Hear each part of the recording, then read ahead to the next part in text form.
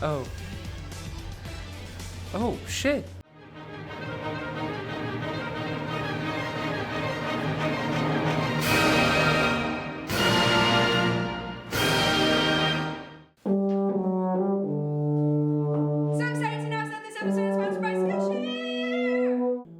Our goal with this channel has been to release entertaining and educational content. We love seeing comments saying that our content has inspired people to start taking music lessons. But if you're not in a university or in a position where you can get into class and study a musical instrument or study music, Skillshare is a wonderful tool to learn about anything you want.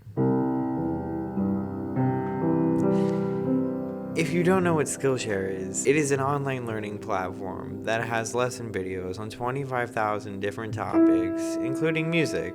Skillshare's affordable music classes are easy to follow, with concise information to make it easy for people with any skill set or experience. The first 500 of our subscribers to use the link in the description will get a 2-month free trial. Whether you want to fuel your curiosity, creativity, or even career, Skillshare is the perfect place to keep your 2019 resolutions intact. So you must be wondering, why is Jordan holding a G? Because we're moving on to GFRIEND Love is in the Air. So first you're reacting to Love in the Air by GFRIEND. The lyrics are about the affection one feels for their romantic partner when they're together. The singer can tell that love is in the air and it feels magical to them. When they're feeling down, love makes them feel better. They feel as if they're in heaven. And the song is composed by Andreas Oberg, Darren Smith, Sean Alexander, Noju Huang. It's in the air. I have some pretty high expectations for this now. Why are your expectations high? Because love is in the air? Because I know what that feeling is like. Don't just throw words at me, throw feelings at me. Let's find out. Let's find out. 3, 2, 1.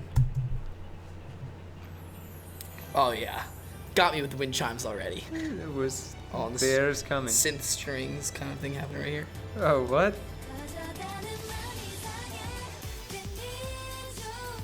That's way more upbeat than I was expecting. All right, the most subtle flat six I've ever heard.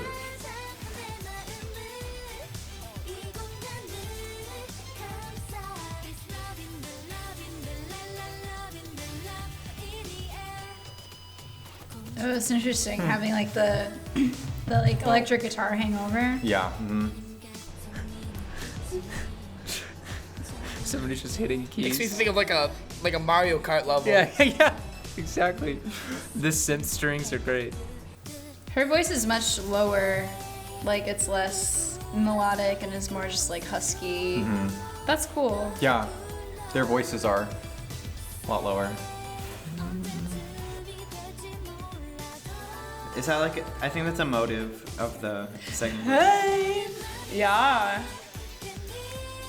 I'm uselessly in a good mood. I like that. Goals.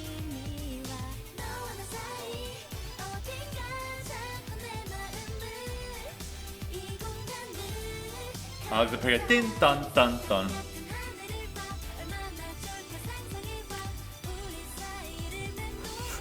The bass line is just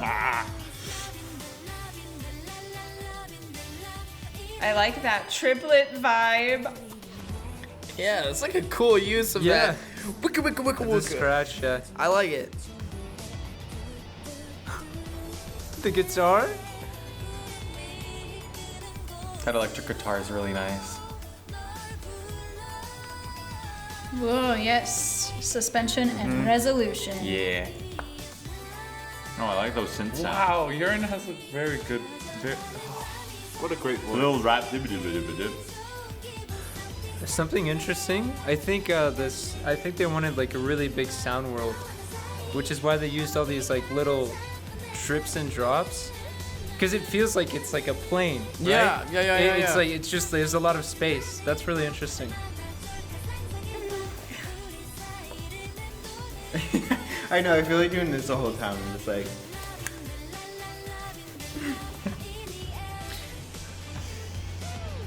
Oh. Oh, shit. This is the string break. Some sirens, you know? Because love is forbidden. I didn't see it coming. Ooh, that's some cool dissonance. It's cool harmony that they're doing. That was I think that was a 7th to the 9th chord. I don't know. I like that. It was cool. Interesting place between major and minor, admittedly. I feel like they're really good at trading off between the different singers. Yeah. Like all of them get represented a lot, but they like seamlessly transition between each people singing. Like, I love this part. Love this girl. Love the la la la. The death can's pretty cool. Yeah.